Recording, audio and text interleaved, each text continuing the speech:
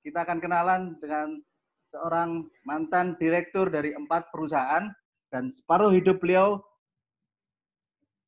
berbisnis sebagai networking. Beliau memiliki penghasilan 1 miliar per tahun dan memiliki aset bisnis lebih dari 20 miliar. Beliau adalah Eksekutif Diamond Business Partner Bapak Muhammad Saiful Alam. Selamat malam. Assalamualaikum Pak Alam. Waalaikumsalam, Pak Ahmad. Siap. Seger sekali Pak malam ini. Alhamdulillah sehat semua ya. Silakan Pak Alam sharingnya malam hari ini. Oke, baik teman-teman. Assalamualaikum warahmatullahi wabarakatuh dan selamat malam.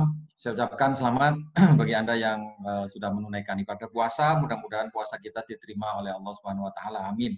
Nah, rekan-rekan bagi Anda yang baru pertama kali datang di Bisnis Talk Online ini, boleh jadi ada di antara Anda yang merasa kaget ya, atau seperti yang Anda duga, ialah ternyata asuransi.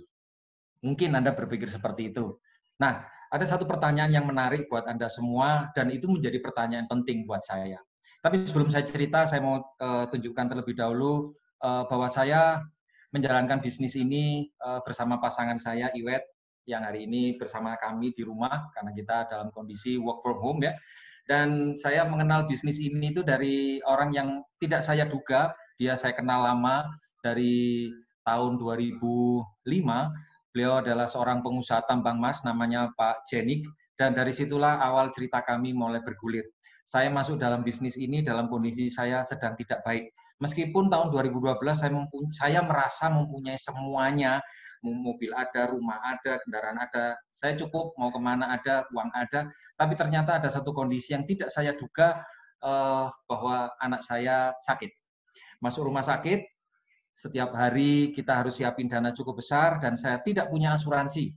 Dan itu akhirnya menghabiskan seluruh harta yang kami miliki selama 2 bulan full setelah semua aset yang saya punya habis, mulai mobil, rumah, motor, semuanya, emas, udah habis semua.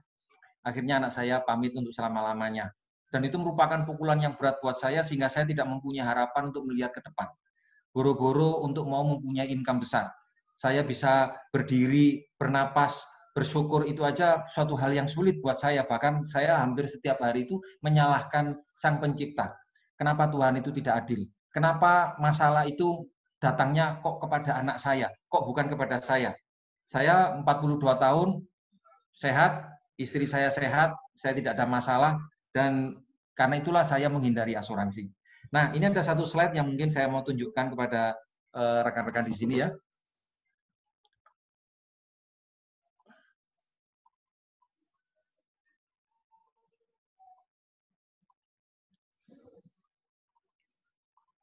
Oke, ini kita lihat di sini. Nah, ini satu cerita klasik ya. Nah, teman-teman,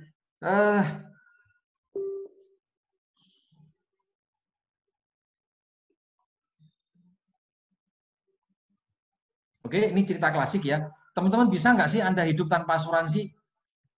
Ya, Anda nggak suka sama asuransi seperti saya dulu. Saya rasa saya pun juga sama ya. Bahwa kita itu bisa hidup tanpa asuransi.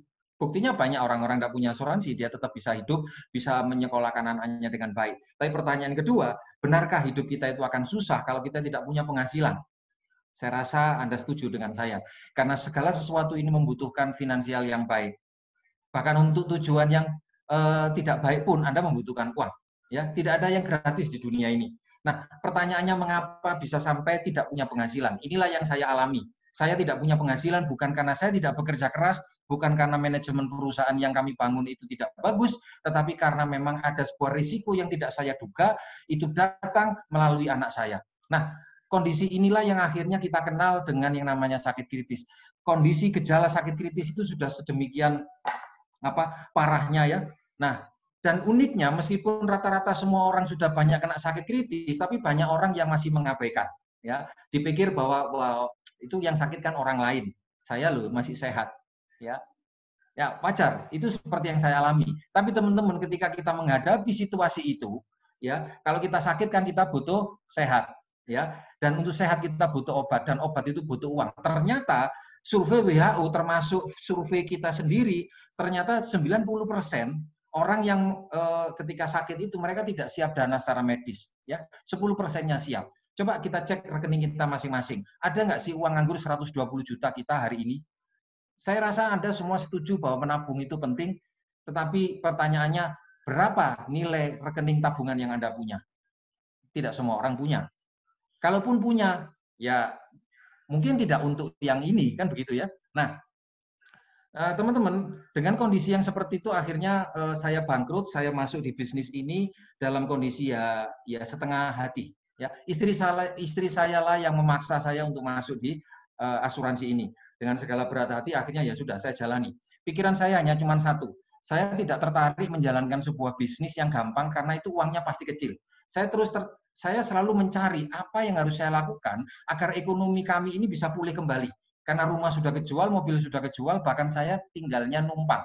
Saya ngontrak di rumahnya seseorang, kontrakan 1 tahun itu saya bayar 3 kali, aneh ya. Ngontrak 1 tahun itu nyicil 3 kali, dan untungnya orangnya mau. Nah, jadi saya terus mencari bisnis apa. Akhirnya mentor saya, Pak Jenik, menceritakan bahwa ini adalah sebuah solusi buat kita semua, termasuk Pak Alam dan termasuk saya. Saya lihat perusahaannya nomor 1 di dunia.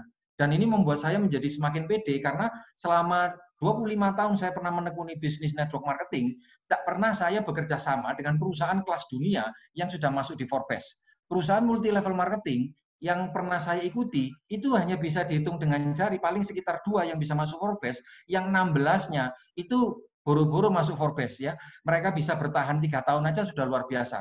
Bukanya cepat, tutupnya juga cepat. Jadi saya di umur 42, waktu itu saya nyari bisnis apa ya yang bisa hasilnya cepat. Akhirnya saya pelajari, saya bergabung 40 hari setelah anak saya tidak ada, setelah anak saya tutup usia, kemudian saya pelajari semuanya. Nah, untungnya mentor saya punya kecerdasan yang menurut saya di luar rata-rata, dia mampu menjawab semua pertanyaan saya. Nah, terus setelah kami jalan, saya pikir bahwa asuransi ini hampir sama dengan bisnis yang dulu saya pernah tekuni, cuma beda produknya aja. Ternyata teman-teman berbeda semua, 180 derajat itu semuanya berubah. Nah, mau tidak mau, semua pengetahuan yang saya sudah kumpulkan selama 20 tahun lebih, itu harus saya kosongkan untuk belajar lagi tentang industri ini. Nah, apa yang terjadi? Ya, ini yang terjadi. Ini saya sharing lagi. Nah, ini yang terjadi. Saya join tahun 2013 bulan Juni. Nah, kemudian saya mendapatkan bonus 465.000 gross. Ya, kira-kira kalau Anda dapat bonus 465, semangat nggak sih? Saat itu saya terima bonusnya sebulan sekali. Sedangkan saya punya istri 1 dengan operasional yang sudah harus saya backup. Kurang. Tapi saya masih pede. Oke, 465.000 ini kan masih awal. Nanti bulan depan kan akan jauh lebih bagus. Ternyata saya kerja lebih keras. 50 orang saya presentasi, tidak ada satupun orang yang bergabung. Semuanya mengatakan ini bagus, ini penting, tetapi saya tidak dulu. Mereka menunda. Saya tidak tahu bagaimana caranya membuat orang itu menjadi merasa mendesak untuk memiliki proteksi seperti ini. Nah, saya kerja keras. Kemudian bulan depannya, pada bulan Juli, ya itu second payment Anda lihat di sebelah kanan, komisi yang saya terima 232.000. Nah, ini mulai goncang saya. Anda bisa bayangkan, kalau dalam sebuah rumah tangga hanya dibayar 235, ini kira-kira pikirannya kemana? Dan waktu itu saya full time hanya mengerjakan bisnis asuransi. Saya tidak mengerjakan bisnis yang lainnya. Nah, terus saya coba lagi, oh ya mungkin berakit-rakit dahulu, berenang-renang ke tepian, bersakit-sakit dahulu, bersenang-senang kemudian. Ternyata sakit sungguhan, ya. Kapan senengnya? Karena apa? Bulan ketiga 232.500 saya dihantam 3 bulan berturut-turut hanya untuk bayar listrik aja kita sudah ngepres. Ya Anda bisa bayangkan kalau hidup hanya untuk bayar listrik, lah untuk makan dan lain-lain terpaksa kita harus ngutang. Nah disitulah saya mulai gelisah. Saya harus mencari satu jalan bagaimana keuangan ini bisa beres. Saya merasa bahwa pendidikan saya tidak rendah-rendah banget. Saya mengikuti program S1, S2, saya berkumpul dengan banyak orang-orang yang punya pendidikan baik. Masa ya saya nggak bisa? Ya, tapi anehnya, ketika saya menawarkan sesuatu konsep yang saya nilai bagus dan mereka menolak, justru saya nggak malah down. Saya merasa bahwa ini sebuah tantangan buat saya. Saya harus membuktikan bahwa apa yang saya lihat itu adalah sesuatu yang luar biasa. Akhirnya di bulan November, ya setelah saya ngobrol malam jam 2 malam, Pak Jerik memberikan satu pencerahan, akhirnya saya bisa terbuka. Saya terbuka bahwa kuncinya adalah saya harus menjadi seorang bisnis partner dulu. Nah, bahwa seorang bisnis partner itu akan mendapatkan berapapun penghasilan dari setiap titik bisnis yang sedang kita bangun. Nah, ternyata di bulan November itu pembayarannya saya sudah mulai terima 2 kali. Saya terima 1.300.000 dan minggu kedua saya terimanya 2,3. Ya lumayan lah, 1,5 juta. Lumayan sudah nggak ngutang tetangga, nggak ngutang warung kopi sebelah. Nah, tapi ini masih kurang karena saat itu UMR ya nilainya masih ya Anda tahu lah UMR berapa nilainya kan. Nah, terus bulan November saya fight hanya tinggal 1 minggu hanya tinggal waktu 1 minggu sebelum tutup buku nutup akhir tahun 2013 dan betul 1 minggu saya bisa menjadi BP. Di bulan Januari saya resmi dinyatakan oleh Allianz sebagai seorang MD-IT. Nah, ini adalah bonus yang saya terima di awal Januari 2014. Ini Anda lihat.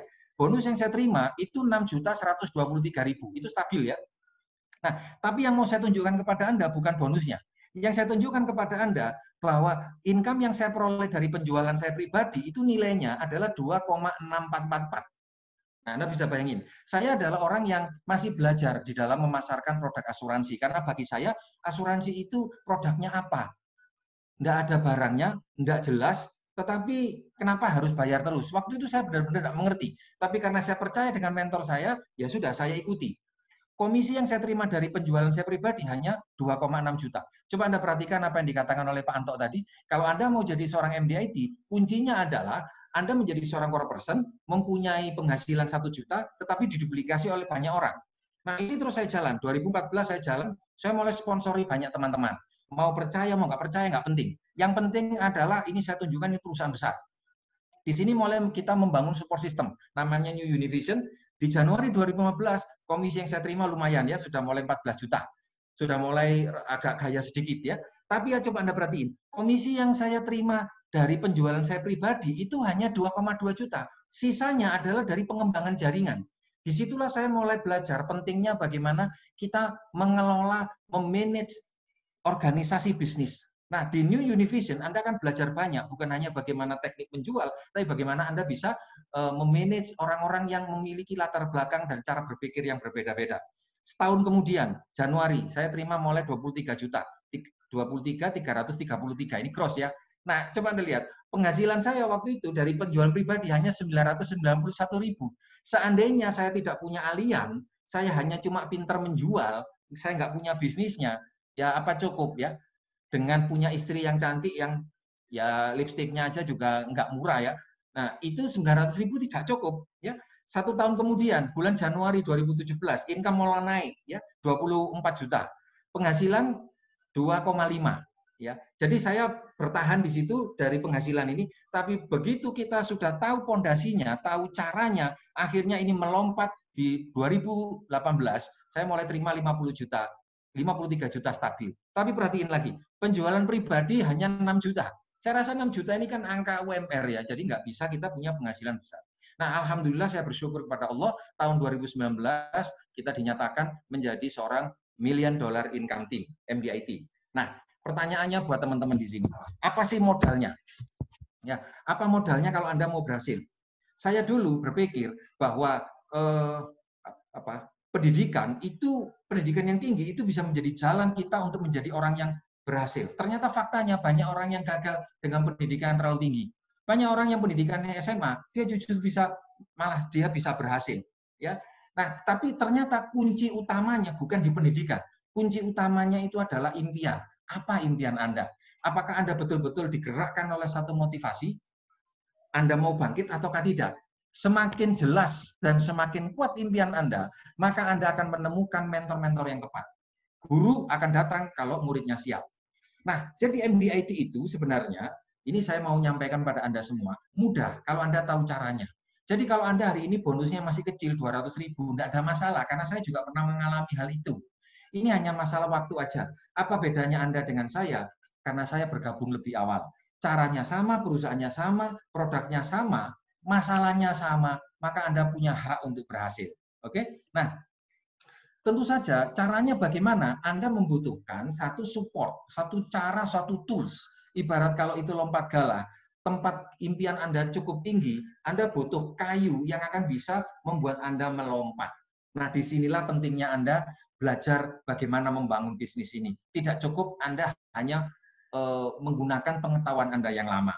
Oke. Nah, di New Univision Anda akan mendapatkan pendidikan secara full, ya.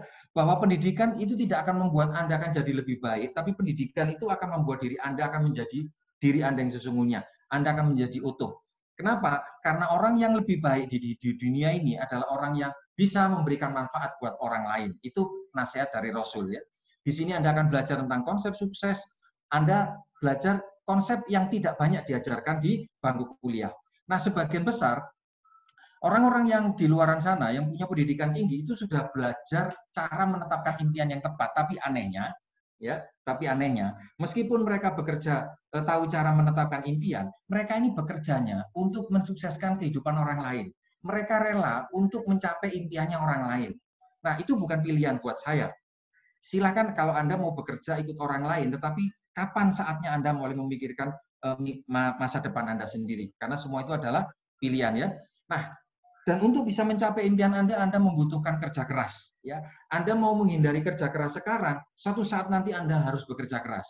Dan menariknya, Anda kerja keras di sini itu dengan cara yang mudah, sederhana, dan menyenangkan. Anda tidak harus bekerja keras dengan risiko yang menyebabkan Anda mengeluarkan modal besar, Anda mungkin mengeluarkan banyak risiko, tetapi Anda di sini ditemani oleh mentor-mentor Anda yang sudah berhasil. Ya. Nah, bagaimana dengan kebahagiaan? Namanya orang kerja pasti cari sesuatu. Ya, saya kerja bukan hanya cari uang, saya kerja untuk cari kebahagiaan. Nah, apa yang membuat saya bahagia di bisnis ini? Selain saya punya income, saya bersentuhan dengan yang namanya konsep membuat meraih sebuah kebahagiaan. Nah, apa itu? Melalui bisnis ini, Anda akan punya kesempatan, punya jalan untuk membahagiakan banyak orang lain. Nah, seperti apa yang saya dapatkan, ini ada satu slide video yang mungkin bisa membantu Anda. Satu kebahagiaan yang saya terima ketika saya menjalankan usaha ini.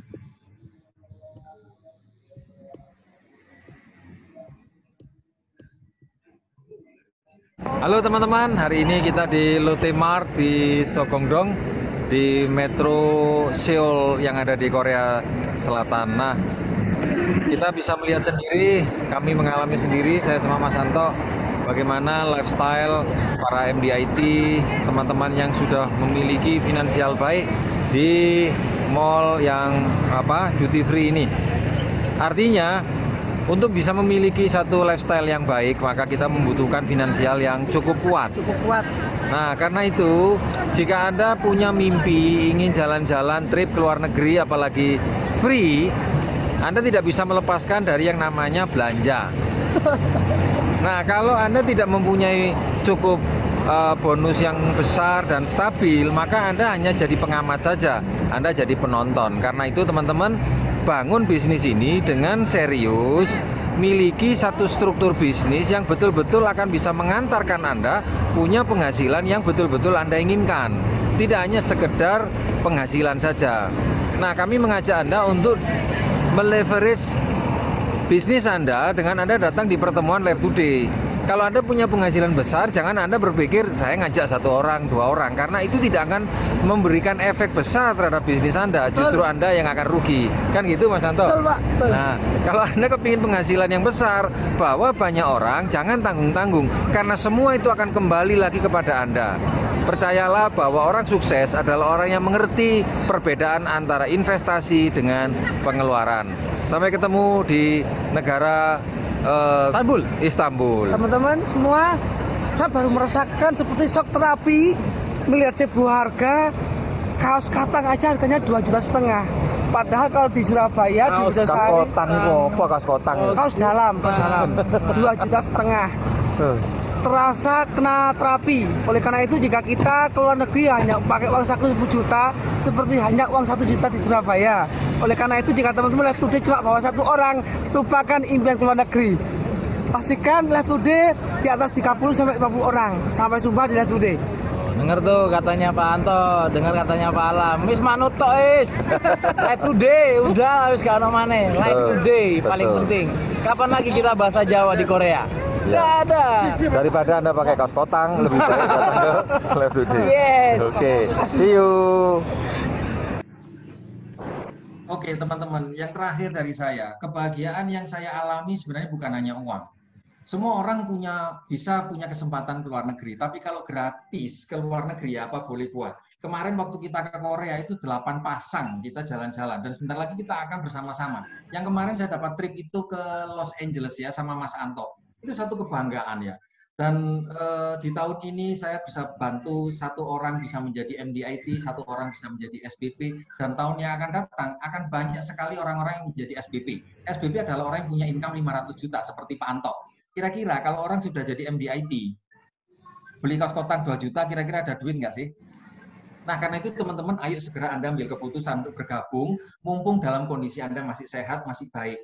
Anda masih punya kemampuan fisik, punya kemampuan untuk berpikir jernih. Kalau Anda sudah sakit, Anda sudah bonyok seperti gambar kayak di sini, perusahaan asuransi tidak akan pernah mau menerima Anda.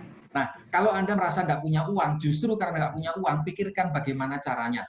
Anda punya utang, Anda tidak bisa ikut bisnis ini, nggak punya kemampuan untuk beli proteksi. Alhamdulillah disyukuri, justru karena Anda masih bisa sehat, dalam keadaan Anda punya hutang tapi dalam keadaan sehat, itu jauh lebih baik daripada Anda sudah sakit, Anda punya hutang.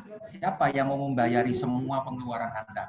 Nah, teman-teman, jika bencana itu datang, ya, dia akan datang kepada orang dengan tidak pandang bulu. Mau dia orang baik, orang jahat, orang kaya, orang miskin, dan itu akan melibas kita semua. Jadi mari kita belajar dari kegagalan orang lain.